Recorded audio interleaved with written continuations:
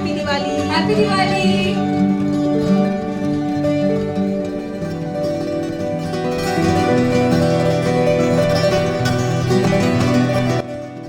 Hello everyone, কেমন আছো তোমরা সবাই? আশা করি তোমরা সবাই খুব ভালো আছো, আমরাও খুব ভালো আছি। চলে আসলাম আরও একটা ডেলি ভ্লগ নিয়ে। তো দিনটা কেমন কাটলো চলো সেটা তোমাদের সাথে শেয়ার করি। আর ভিডিওটা কিন্তু অবশ্যই এন্ড পর্যন্ত দেখো, তার কারণ আজকের ভিডিওটা হতে চলেছে ভীষণই ইন্টারেস্টিং। আজকে আমরা বোনরা মিলে যাব কালীপুজো দেখতে। বাবানকে নেব না, কেননা বাইরে বেশ ঠান্ডা, আর বেশিক্ষণের জন্য বেরোবো না, কারণ ওকে রেখে আমি এতটা টাইম একা থাকতে, মানে ওকে একা রেখে আমি পারবো না এতটা টাইম থাকতে। তো মায়ের কাছে ওকে রেখে যাব, তো ওই জন্য বেশি ঠাকুর দেখবো না, জাস্ট একটা ঠাকুরই দেখবো বা দুটো ঠাকুর দেখবো। তো চলো ভিডিওটা শুরু করি, দেখতে থাকো তোমরা, সাথে থাকো। সকাল সকাল এক কাপ বড় চা খেয়ে দিনটা শুরু করলাম, আর তারপরে খেয়ে নিলাম দুধ রুটি, আর তার সাথে ছিল সন্দেশ। অনেক দিন পর দুধ রুটি আর সন্দেশ খেলাম, বেশ কিন্তু ভালোই লাগে দুধ রুটি খেতে। তোমাদের কেমন লাগে কমেন্ট করে তোমরা অবশ্যই জানিও। তারপর চলে গেলাম রান্নাঘরে, টুকটাক রান্নাবান্না ছিল। তো এই রান্নাবান্না করতে করতে চলো তোমাদের সাথে একটু গল্প করি। আর বাবানকে আজকে ঠাকুর দেখতে নেব না এই কারণেই, কেননা বাইরে কিন্তু বেশ ঠান্ডা পড়েছে, আর গাড়ি করে বেরোলে বা স্কুটি করে বেরোলে কিন্তু বেশ ভালোই হাওয়াটা লাগে। তো বাচ্চার জন্য এটা একদমই হার্মফুল, তো ওই জন্যই ওকে নেব না। আর তাছাড়া এই দুদিন আগে ওকে নিয়ে একটু বেরিয়েছি, যার কারণে ওর কিন্তু হালকা ঠান্ডা লেগেছিল।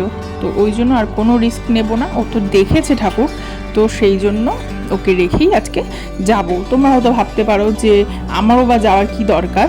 অ্যাকচুয়ালি আমারও যাওয়ার খুব একটা ইচ্ছা ছিল না, বোনরা খুব জোর করলো। তো স্বাভাবিক, বোনদেরও তো একটা দিদির কাছে চাওয়া পাওয়া থাকতে পারে যে দিদি একটু নিয়ে ঘুরতে বেরোক। তো সেই জন্যই আর কি প্ল্যান করেছি যে বোনদেরকে নিয়ে একটু বেরোবো।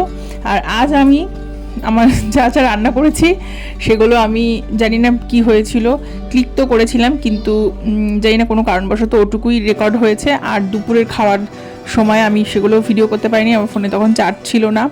তো যাই হোক, দুপুরে খাওয়া দাওয়া করে বাবানের সাথে একটু টাইম স্পেন্ড করছিলাম। আর দেখো ফুলটা কি সুন্দর লাগছে রাতের অন্ধকারে।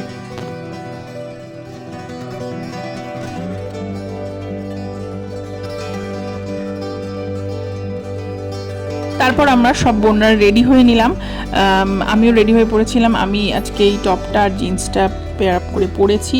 আর বাইরে কিন্তু বেশ ঠান্ডা, তো যাতে আমারও ঠান্ডা না লেগে যায় তার কারণের জন্য আমি মায়ের এই স্টোলটা গলায় পেঁচিয়ে নিয়েছিলাম, তো যাতে করে আমার ঠান্ডাটা না লাগে। জানি স্টোলটার সাথে খুব একটা ভালো স্টাইলটা মানে ম্যাচ খাচ্ছে না, ভালো যাচ্ছে না, কিন্তু তবুও শরীরের কথা তো আগে ভাবতেই হবে, কেননা আমার বেবি আছে। আর আমি ঠিক থাকলে ওকেও ঠিক রাখতে পারবো। তো ওই জন্যই আমি স্টাইলের কথা সাইডে রেখে আমি স্টোলটা পেঁচিয়ে নিয়েছিলাম। আর দেখো আমার ছোটো বোন আর বড় বোন দুজনে রেডি হয়ে গেছে।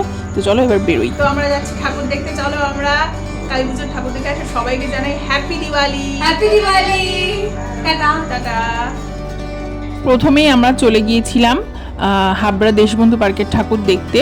এখানে আমি ছোটোবেলা থেকে আসছি, একদম মানে যখন আমার জ্ঞান হয়নি তখন থেকেই আসছি বলতে পারো। তো এখানে অনেক সুন্দর পুজো হয়, পুজোটা অনেক বড় হয়, খুব সুন্দর করে হয়। তো আর ভিড়ও হয় সেরকম। তো আজকেও হয়েছিল, বেশ ভালোই ভিড় হয়েছিল। এই যে প্যান্ডেলটা খুব সুন্দর করেছে, দারুণ করেছে। তো চলো তোমাদের সাথে ভিতরে ঠাকুরটা ঠাকুর দেখাই তোমাদেরকে। আর আমরাও এই ফাঁকে কিছু সেলফি তুলে নিই। আর যে ঝর্ণাটা, ফোয়ারাটা দেখছো সামনে, এই ফোয়ারাটা প্রথম থেকেই হয়ে আসে মনে হয়, হয়তো আমি যবে থেকে দেখছি তবে থেকে ফোয়ারাটা কিন্তু হয়, ফোয়ারা মাস্ট বি, এই প্যান্ডেলের সামনে ফোয়ারা হবেই। আর এখানে কিন্তু দারুণ দারুণ সমস্ত বড় বড় সঙ্গীত শিল্পীরা আসে, যারা কিনা এসে তারা সুন্দর সুন্দর গান করেন, এবং এখানে বেশ বড় লেভেলের ফাংশন হয়। আর একবার দেব এসেছিল, তো আমি দেখতে এসেছিলাম, তখন আমি স্কুলে পড়ি। তো খুব আনন্দ হতো, বান্ধবীরা মিলে খুব এনজয় করতাম একটা টাইম এখানে। যদিও এখন ব্যস্ততার কারণে আর তাদের সাথে, বান্ধবীদের সাথে খুব একটা দেখা করার সময় হয় না, আমিও ব্যস্ত, ওরাও ব্যস্ত, যার কারণে আমরা সব এখানে আগে মিট করতাম, ঠাকুর দেখতাম, মজা করতাম, সেলফি তুলতাম, গল্প করতাম, আড্ডা দিতাম, খেতাম। কিন্তু এখন আর সেটা হয়ে ওঠে না, কেননা আমরা সবাই ব্যস্ত হয়ে পড়েছি। কিন্তু হলে হবে কি, আমরা কিন্তু ফোনে ফোনে ঠিক কন্ট্যাক্ট আছে আমাদের মধ্যে, হয়তো রোজ কথা হয় না, মাঝে মাঝে কথা হয়, কিন্তু মনের দিক থেকে টান কিন্তু সবার সাথেই আছে। তো এটাই তো বন্ধুত্ব, তাই না? এই জায়গাটা আসলে আমার এই বন্ধুত্বর মানে এই আমার বন্ধুগুলোর কথা মনে পড়ে যায়, তার কারণ আমরা সবাই এখানে এই পুজোর টাইমগুলোতে সুন্দর টাইম স্পেন্ড করতাম। দেখো গল্পে গল্পে চলে আসলাম ভিতরে, ভালোই ভিড় ছিল, তো ভিড় কাটিয়ে চলে এসেছি ভিতরে। চলো এবার মাকে তোমাদের সাথে দেখা করাই।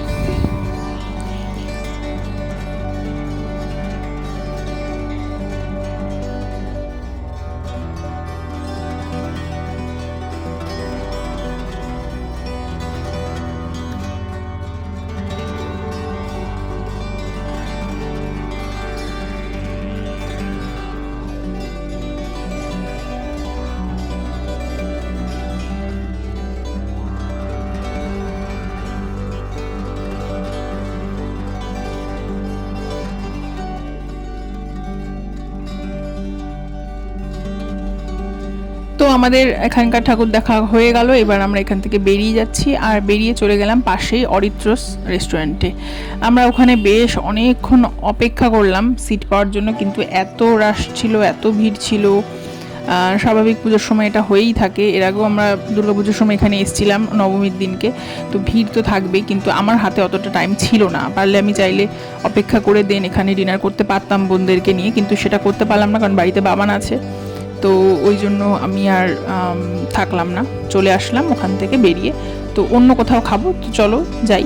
আর ছোটোবেলা থেকেই এই লাইটগুলোর প্রতি আমার একটা বিশেষ আকর্ষণ আছে। আমি জানি না কেন প্রতিবার বাবা আমার সাথে ঠাকুর দেখতে বেরোতাম আর একটা না একটা লাইট কিনে নিয়ে চলে আসতাম। তো এখন বড় হয়ে গেছে, এখন আর কিনি না, কিন্তু মনটা কিন্তু মানে পড়ে থাকে ওখানে, ইচ্ছা করে কিনতে। যাই হোক, তো ওখান থেকে আমরা চলে আসলাম ভালো একটা বিরিয়ানির দোকানে। এটা আমাদের এলাকাতেই, আমাদের বাণীপুরেই, এটা হচ্ছে মুস্কান বিরিয়ানি সেন্টার। এখান থেকে আমার বাবানের বার্থডে বিরিয়ানি আমরা এখান থেকে নিয়েছিলাম, অর্ডার করিয়ে নিয়েছিলাম। তো চলে আসলাম বিরিয়ানি, কিন্তু এখানকার দারুণ খেতে হয়। তো তোমরা যদি কখনো বাণীপুর আসো, বাণীপুর হরি মন্দিরের একদম অপোজিটে তোমরা কিন্তু পেয়ে যাবে। আর দামও খুব বেশি না, মাত্র 100 টাকা, কিন্তু খেতে কিন্তু দারুণ। তো আমরা বিরিয়ানি খাওয়া শুরু করলাম, আর আমাকে ডিমটা তখনও দেয়নি, ওই জন্য আমি একটুখানি মানে ভাবছিলাম কি হলো, আমাকে কি ডিমটা দেবে না, তবে আমাকে দিয়েছে ডিমটা।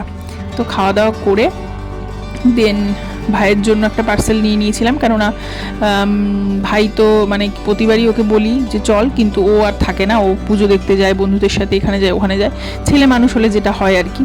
তো ওখান থেকে বেরিয়ে পাশেই একদম মানে ওই এলাকাতেই অনেকগুলো পুজো হয় বাণীপুরে আমাদের, তো অতগুলো পুজো দেখার সময় নেই, কেননা ভিড় আছে অনেকটা। পাশে একটা পুজো হচ্ছিল বাজারে, তো ওটাতে গেলাম আর কি। তো চলো তোমাদেরকে দেখাই যে এখানে কি কি হয়েছে।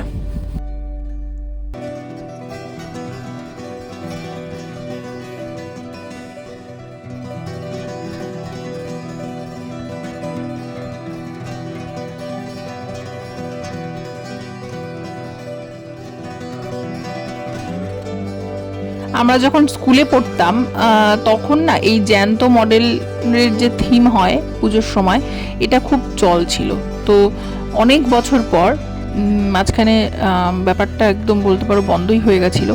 তো অনেক বছর পর এই ক্লাবটায় জ্যান্ত মডেলের সুন্দর আর কি একটা থিম করেছে, আর আমাদের দেশের সমস্ত বিশেষ বিশেষ চরিত্রগুলোকে এখানে ফুটিয়ে তোলা হয়েছে।